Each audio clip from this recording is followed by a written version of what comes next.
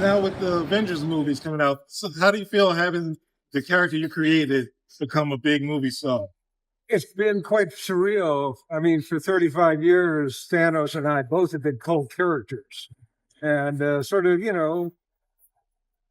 got our work in that, but, we're sort of in the background in that. And it's a little strange. Suddenly, he's a big superstar and it's taken a little getting used to still. I haven't quite adjusted all the gears yet to dealing with it on that level, but it's good. It's all been positive.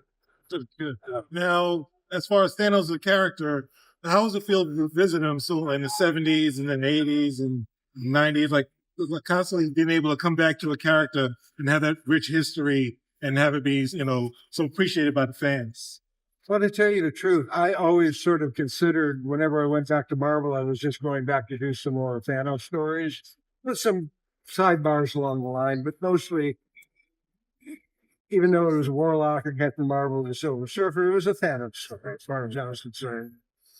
So coming back to him as many times as I have is like going back and hanging out with an old high school buddy or something like that. So there's always a very comfortable relationship. That's why, the having to terminate my relationship with Marvel entirely now has been kind of heartbreaking. I won't be going back to him again. And, but life goes on and you move on from there. But he's always been a good friend. In a sixth of him. Yeah, the working relationship with Alan Davis, how was that? It's been terrific. We get along fine. We mostly communicate through the emails and that. If I was going to get Alan Davis's work on the Thanos book, I would have blown my hand up a long time ago and got him on there. I think he's doing just a terrific job. These books that he's working on right now, which are the trilogy of the Thanos books we're finishing off with, he does the best tip control of anybody. If you just go through those books and just look at tip alone, it's worth the price of admission just by that alone, because his expressions and the way he communicates who this character is are just so beautiful and breathtaking. I'm just blown away every time he sends me another 10, 20 pages of pencils to look at. It's been terrific. How was it jumping from cosmic stories to doing these like ground level stories with Batman? It was quite an easy transition. I was reading a lot of Elmore Leonard at the time, the famous detective writer, crime writer. So that was a big influence. I always liked Batman. When I was a kid, he was my favorite character until Spider-Man and the Marvel characters came along. Basically, it was, once again, feeling very comfortable with the material and the guy. The circumstances were right. It ended badly, but, once we got done with Death in the Family, DC suddenly realized they had all these pajamas and lunchboxes for Robin on, and it became a big stink inside the company, and eventually somebody had to get blamed for it, and that was me. And so within about a month, all my work up there dried up, but it worked out just fine because I went over to Marvel and started on the Silver Surfer, which led into the Infinity Gauntlet. So their mistake worked out just fine on mine. How was it working with Bernie Wrightson also? Well, Bernie was a neighbor. We lived up in the same area, and Bernie and I good friends, and we used to hang out and go snowmobiling and kayaking and tubing, a lot of things like that. We started off doing a Marvel Hulk thing story, which was a lot of fun. We sort of worked, Marvel style on that, where I gave him a plot. Later on, when we went over to DC to do the Weird and Batman stuff, I started working full script, and he was more comfortable with that, so was I, as far as the storytelling goes. The Punisher story is kind of interesting because it was originally intended to be the sequel to the Cult. It was supposed to be a Batman story. Mm-hmm. And DC talked Bernie into agreeing to do a Swamp Thing story instead. And I tried to explain to DC that wasn't going to work out for them, because if you didn't live by Bernie like Ron Mars and I did, you weren't going to get a complete story out of Bernie. He was going to lose interest in it, and he was going to quit on you. They didn't believe me. Len Wein was way out in California, and so Bernie was in New York. And so I think Bernie got through the first half of the Swamp Thing story, or first issue of the four-parter he was supposed to do, and ran out of juice. He just didn't have that back and forth he needed with the writer to keep going on it. And so they were all pissed off, and they weren't going to go for the Batman story we still wanted to do. So we converted it over to a Punisher story. And if you go back and look at it, you can see that it'd be very easy just to take Batman and put him in the place of the Punisher story, and you get the same story. So that was kind of an interesting little turnabout also. And your creator work, what about Breed? How can you tell the audience about your creator character, Breed? Breed is short for half breed. He was half human, half demon.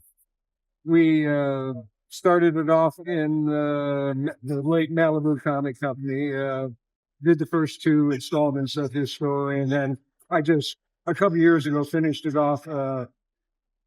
Image Comics, and all three of them are available in trade paperbacks at this point. So it was a fun little romp. It was my sort of trailing off into horror, getting away from the cosmic stuff for a little bit. So in its own way, it got kind of cosmic too at some points, with the demons coming from another dimension and that. But he was a fun, kind of monstrous guy. Him and Dreadstar are my two babies, personal babies.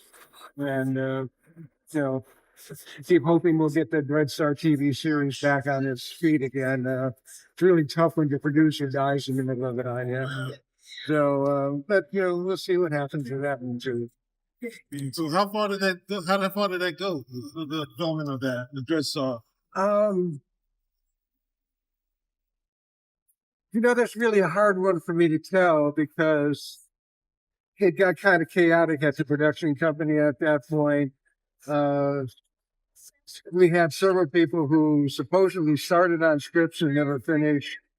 And I actually wrote a script and spec for it that no one ever looked at because the chaos that was going on there. And, so it's really hard for me to tell you exactly what happened there and how far anything got along because it was confusion, a lot of confusion.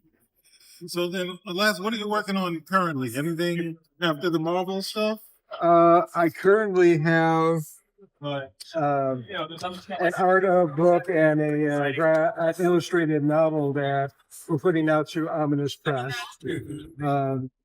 The illustrated novel is the first part of a set of novels, Hardcore Station, series we're calling it.